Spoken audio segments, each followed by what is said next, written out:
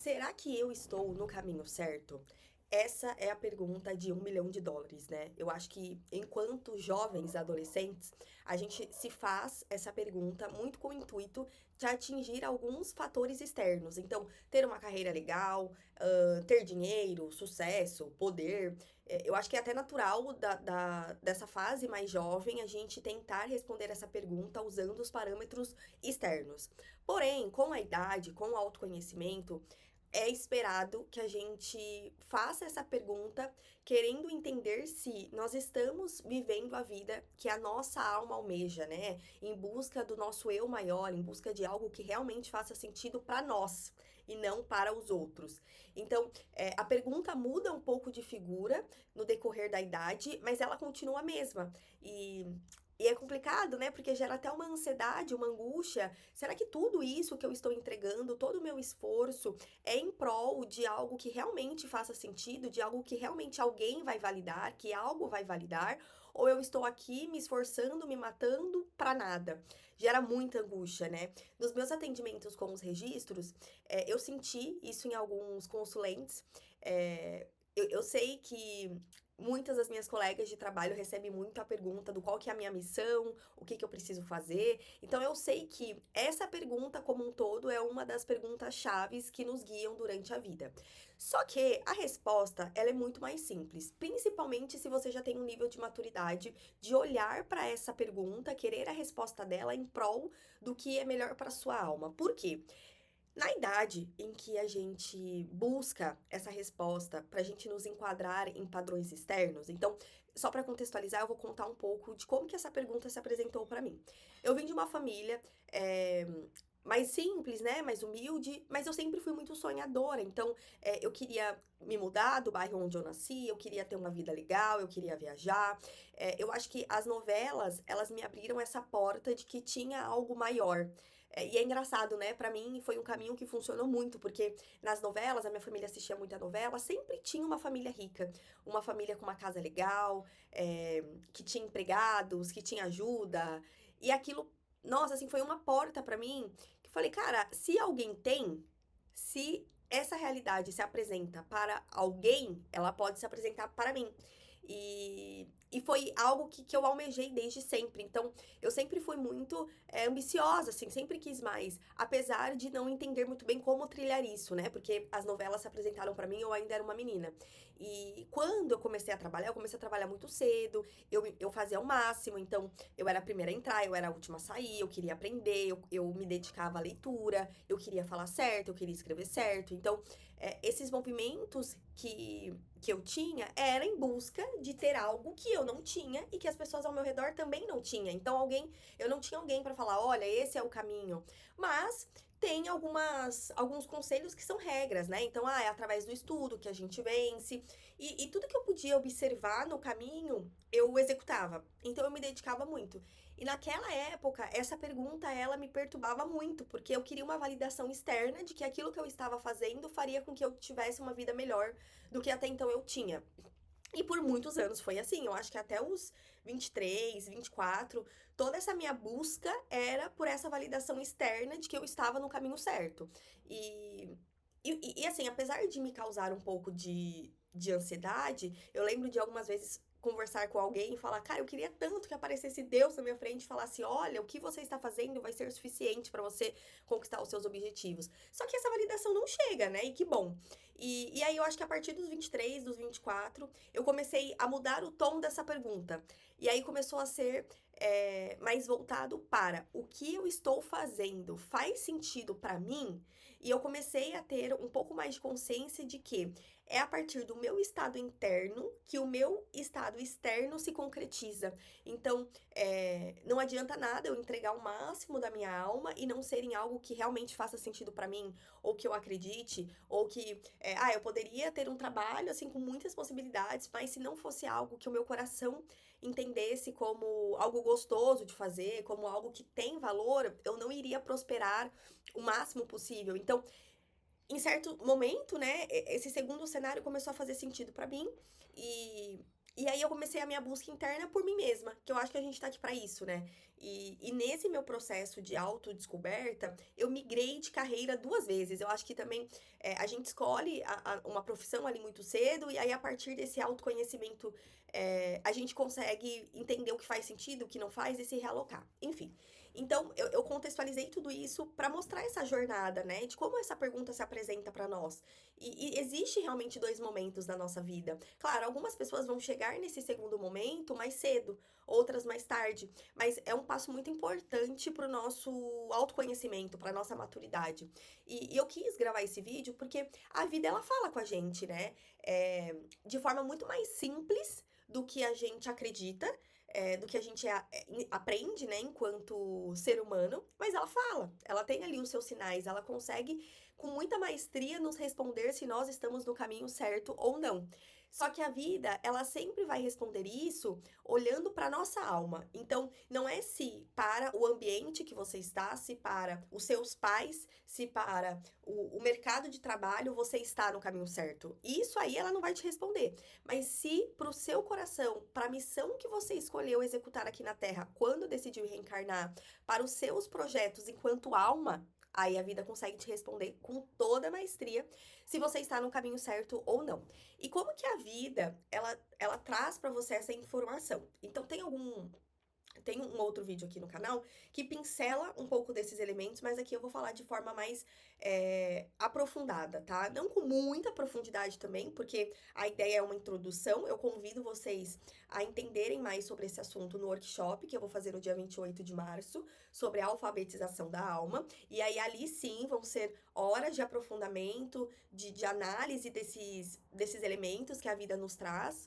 Mas aqui é uma pincelada para gerar curiosidade, é para abrir essa porta, é para vocês saberem que existem alguns meios de comunicação que a vida utiliza para conversar com a gente. Tá, então, o primeiro meio de comunicação, eu gostaria que vocês tivessem essa clareza. Tudo isso que eu vou trazer aqui são meios de comunicação da sua vida interior para com você. Então, o seu inconsciente, as energias mais primitivas ali da sua alma, elas não vão aparecer na sua frente e falar: olha, Kathleen, deixa eu te contar uma coisa. Ontem você foi e se inscreveu no curso de marketing. Mas olha só, você está fazendo isso porque nesse momento o seu ambiente fala muito de marketing digital, você está muito iludida, né? Há uma ilusão de que você pode ficar rica fazendo esse trabalho, blá, blá, blá, blá, blá. Não é isso que vai acontecer. Porque a comunicação da nossa alma, desses aspectos internos, é uma comunicação simbólica. Então, a gente vai primeiro a gente tem que aprender a ouvir essa nova língua, né? Que não é a língua que a gente usa no nosso dia a dia. Então, a gente tem que aprender essa nova língua. Só que aprender essa nova língua muda o nosso jogo, porque ter um relacionamento com a nossa vida interna nos poupa muito sofrimento. Vocês entendem que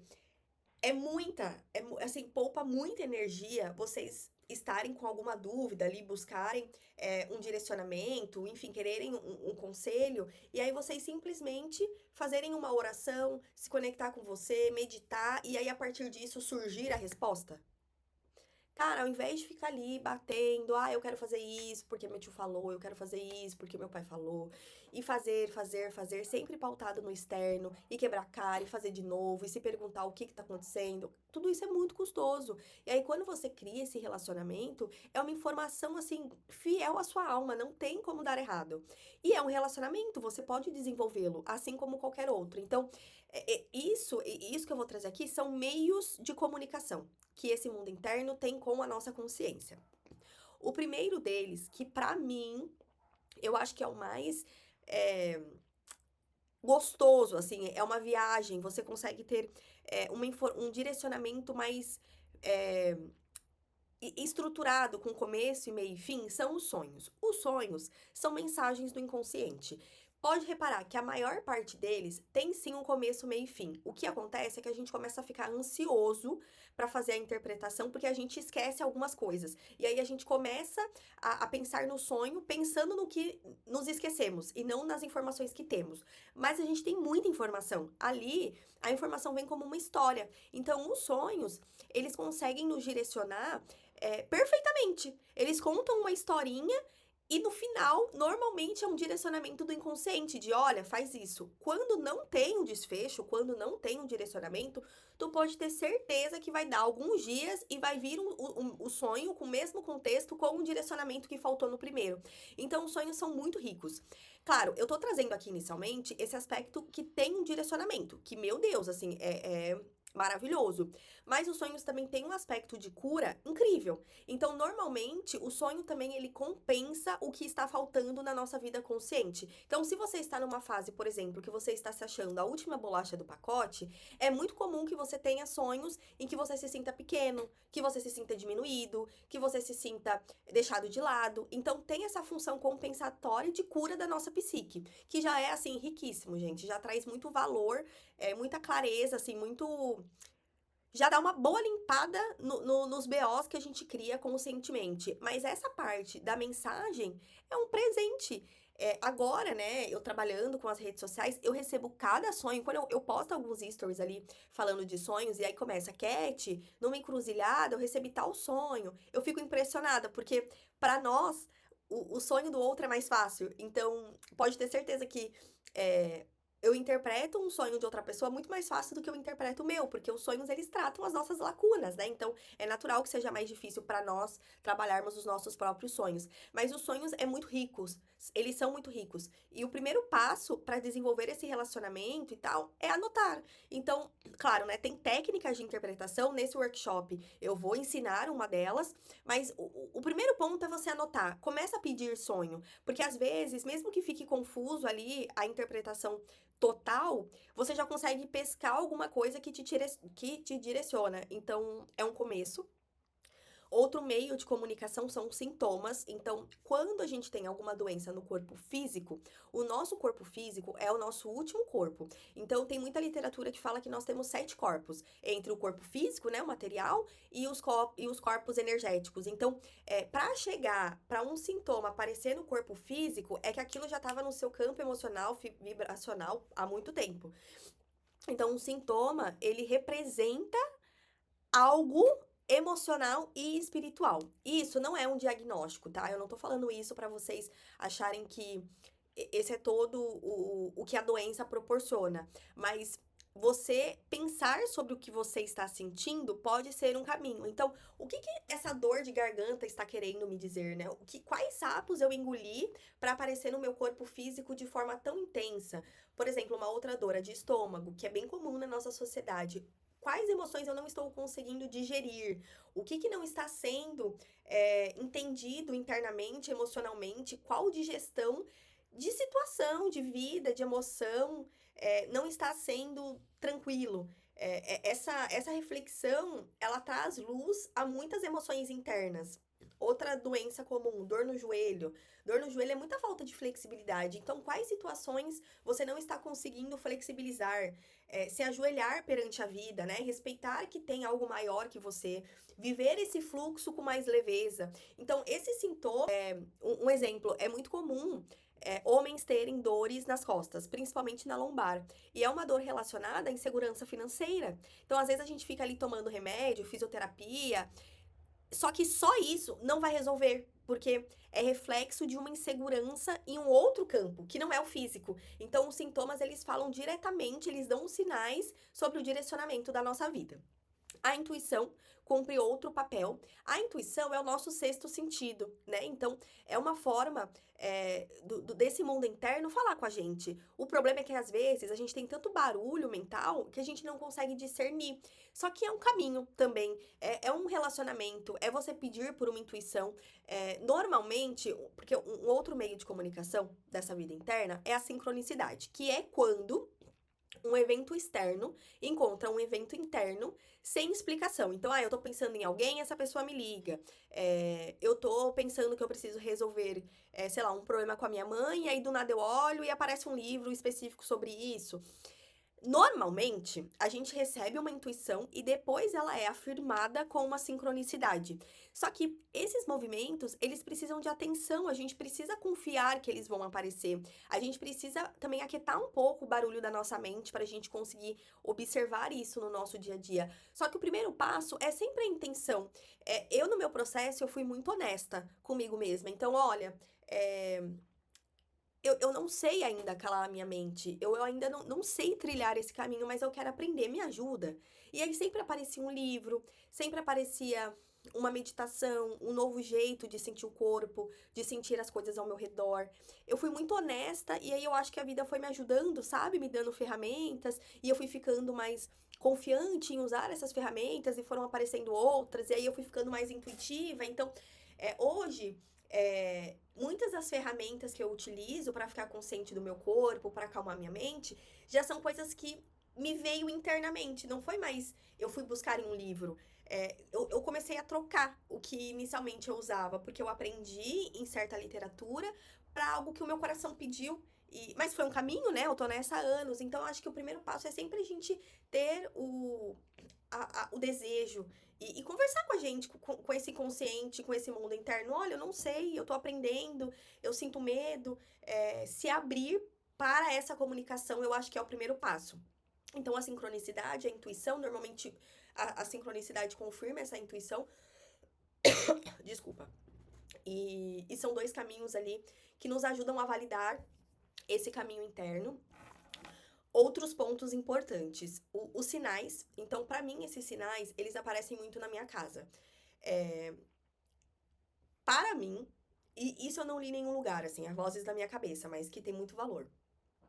Esses sinais, eles são coisas que acontecem no nosso externo, então, carro, casa, é, objetos. Eu acho que vem muito também, pra mim, vem muito como um imprevisto. Então, eu acho que, para mim, os sinais, eles representam problemas nesses quatro elementos. Então, objetos, é, empecilhos, né? Problemas, assim, imprevistos, casa e carro. Eu colocaria nessa caixinha, tá? É, e são é uma comunicação muito brusca do nosso inconsciente. Então, os sonhos, a sincronicidade, a intuição é mais maleável, é um relacionamento.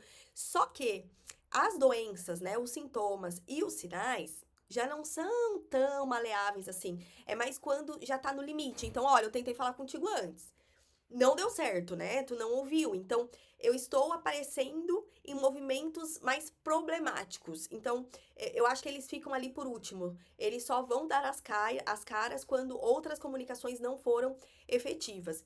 E esses sinais, pra mim, gente, assim, é um tapa na cara. Então, por exemplo, na minha casa, a gente precisou se se adaptar aqui com algumas questões financeiras e a gente não estava entendendo ainda, assim, não estava muito claro para nós esse movimento do tipo, olha, agora precisa haver a adaptação financeira. Não estava. E aí, o que que aconteceu? A casa começou a dar pau em tudo que envolvia água. Então, a pia parou, a máquina de água começou a vazar água, o chuveiro parou. Tudo que envolvia água,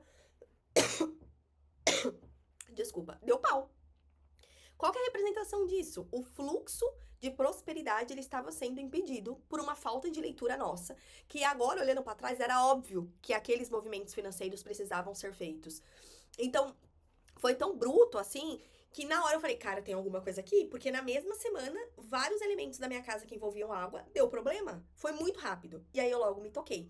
Uma outra coisa que já aconteceu em casa também. Às vezes, com visita, é, sabe quando você sente que tem alguma coisa ali que não tá fluida naquela conversa, nas pessoas que estavam ali? Já quebrou tanta coisa na minha casa de vidro, do nada. Já quebrou azeite, já quebrou jarra, sempre com visita.